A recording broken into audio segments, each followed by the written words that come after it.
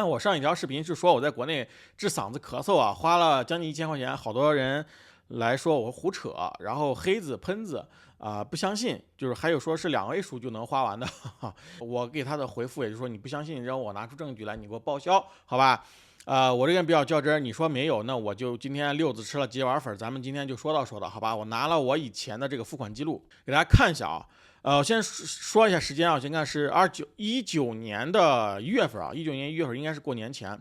啊，这个3块钱应该是挂号费啊，完了以后这个200多块钱应该是个化验费啊，然后这个700多肯定是个药钱，应该是吊瓶的药钱还是这个小孩雾化的药钱，我忘了啊。完了以后就是过了几天，大概1个礼拜的时间吧，又来到这个时候。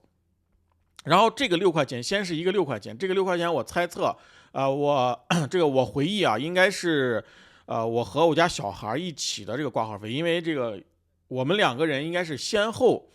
脚咳嗽，但不是同一天，就是先后脚咳嗽，然后就是可能有一个人这笔钱啊，可能是一个人先看，可能效果不太明显，然后第二个人后来有第二个人又开始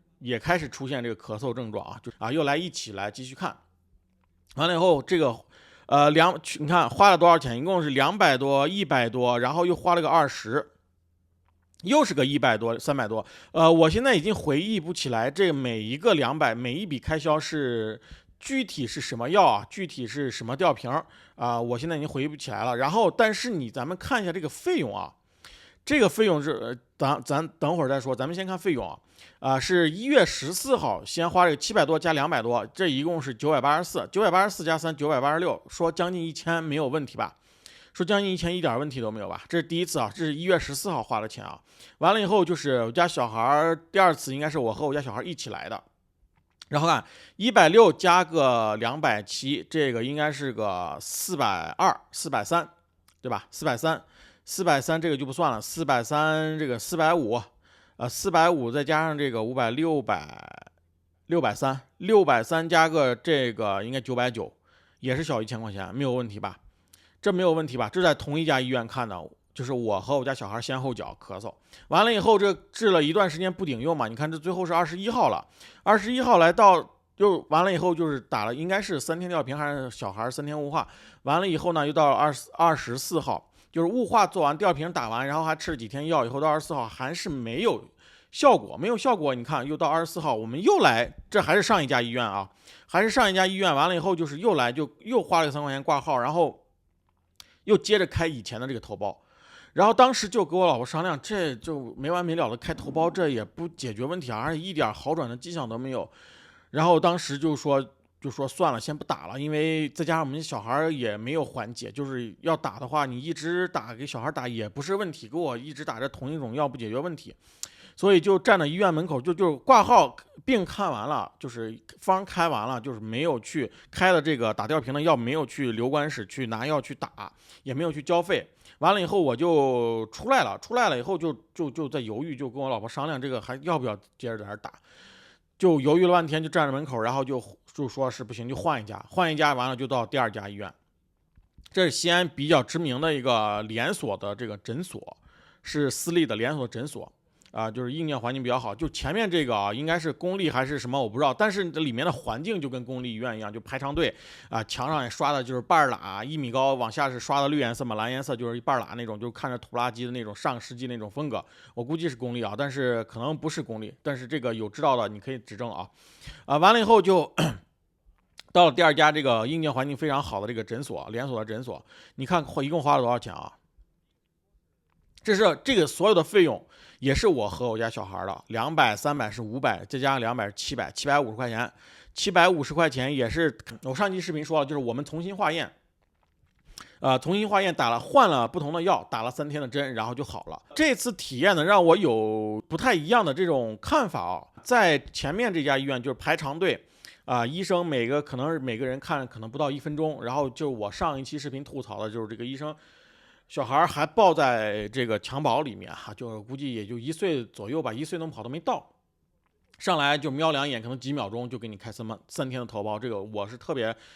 对我亲眼所见后你看这两天一共大概1个礼拜时间，我和我小孩2个人花了就是2000块钱，这没有问题吧？就有人说是2位数就能搞定，过来你给我把这个消息报。然后我们再说第2家医院的体验啊，我们去化验了以后，很快出结果，大概有1个小时还是2个小时，反正就出结果以后，他不但告诉我们就是前面一家这个医院就化验完了就告诉，哎，你这个是啥，就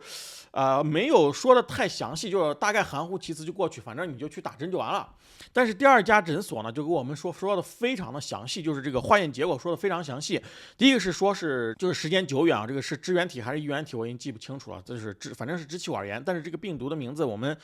现在暂且说是支原体好了。不但说我们是什么病啊，而且还给我们说是我和我家小孩是谁传染谁的啊，谁身上带的病毒数量比较高。因为之前嘛，就是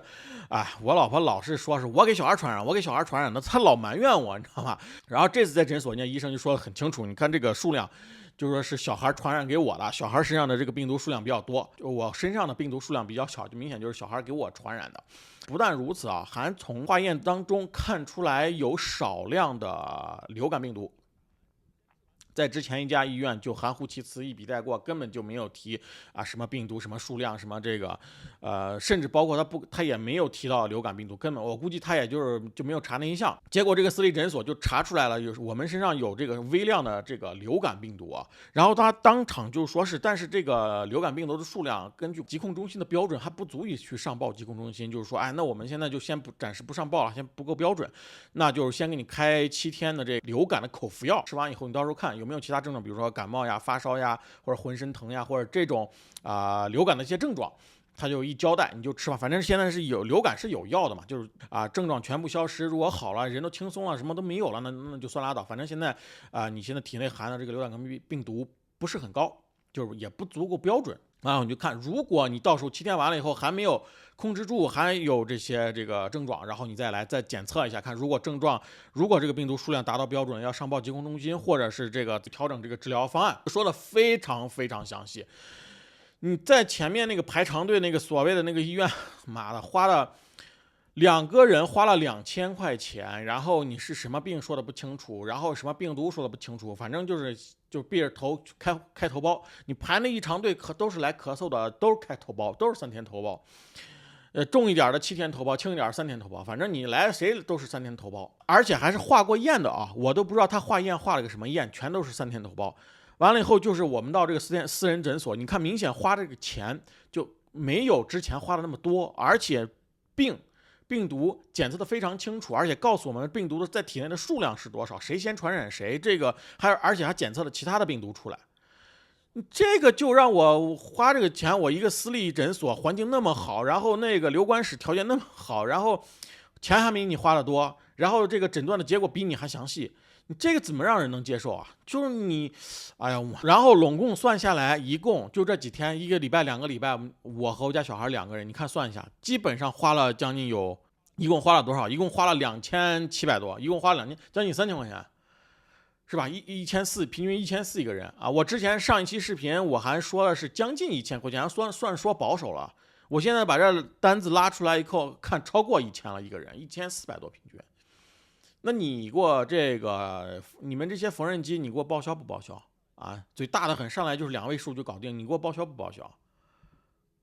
所以我就是奉劝你们这些缝纫机啊，就是到别人底下那留言的时候、骂的时候啊，你稍微收集点证据，你稍微收集就是查阅资料，你看看这些现在这个，你先稍微了解到底现在这啥情况，要花多少钱，医保报多少，职工医保是多少，城镇医保是多少，门诊是怎么报，门诊能不能报，然后住院是多少，什么药什么比例，你去了解清楚。